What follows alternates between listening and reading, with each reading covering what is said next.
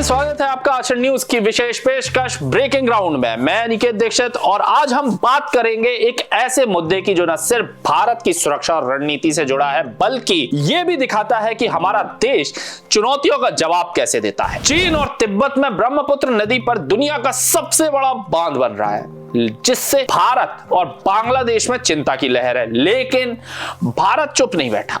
हमारा mega plan है chicken neck तक रेल नेटवर्क, जो न सिर्फ पूर्वोत्तर को जोड़ेगा बल्कि चीन और बांग्लादेश को उनकी औकात भी दिखाएगा।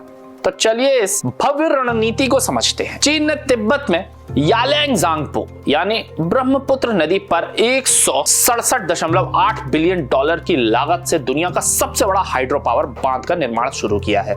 ये बांध जो थ्री गॉर्जेस डैम से भी 3 गुना बड़ा होगा, लगभग 60,000 मेगावाट बिजली पैदा करेगा। लेकिन ये सिर्फ बिजली का मसला नहीं है, ये बांध भारत और बांग्लादेश के लिए गंभीर खतरा बन सकता है।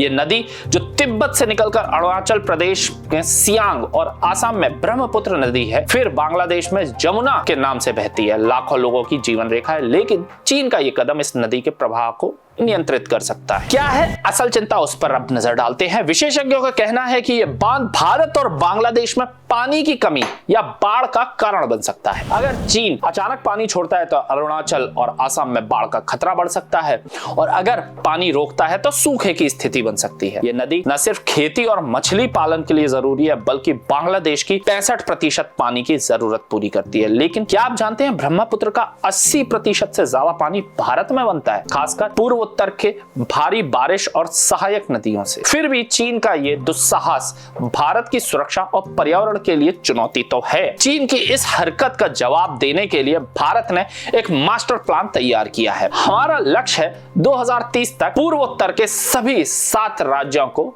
रेल नेटवर्क से जोड़ना।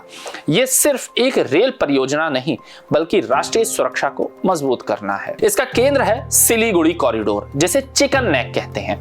यह 22 किलोमीटर की पतली पट्टी भारत की मुख्य भूमि को पूर्वोत्तर से जोड़ती है। लेकिन यह क्षेत्र भौगोलिक रूप से संवेदनशील है क्योंकि ये नेपाल, भूटान और बांग्लादेश के बीच है।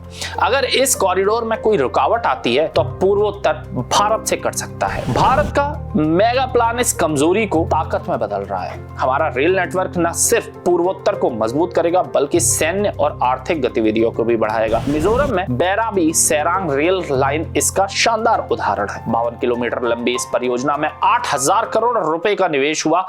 इसमें 48 सुरंगें, 55 बड़े और 86 छोटे पुल है। एक पुल तो कुतुब मीनार से भी 42 मीटर ऊंचा है। यह परियोजना मिजोरम की राजधानी आइजोल के राष्ट्रीय नेटवर्क से जोड़ेगी, जिससे व्यापार, शिक्षा और यात्रा आसान हो जाएगी। चिकन नेक की अहमियत सिर्फ रेल कनेक्टिविटी तक सीमित नहीं है। ये कॉरिडोर 4.5 करोड़ लोगों की जीवन रेखा है।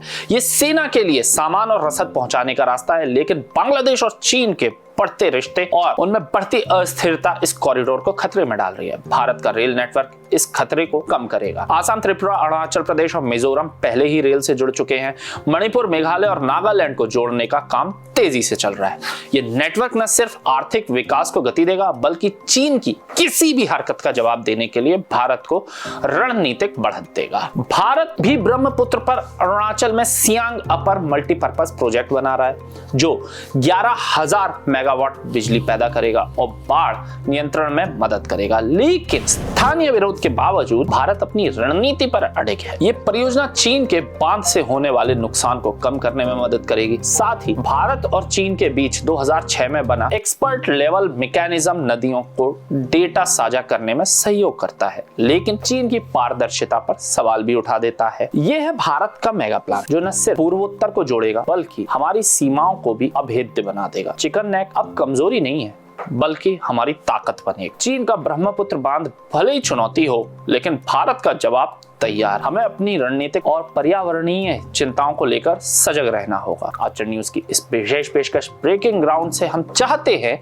कि आप न सिर्फ सूचना पाए बल्कि अपने देश की ताकत और एकता के प्रति जागरूक रहे। अपनी धरती, अपनी नदियों और अपनी सुरक्षा के लिए आवाज। हमारा देश, हमारी जिम्मेदारी है। फिलहाल की रिपोर्ट में बस इतना ही। मैं आपसे मिलूंगा एक नई रिपोर्ट में।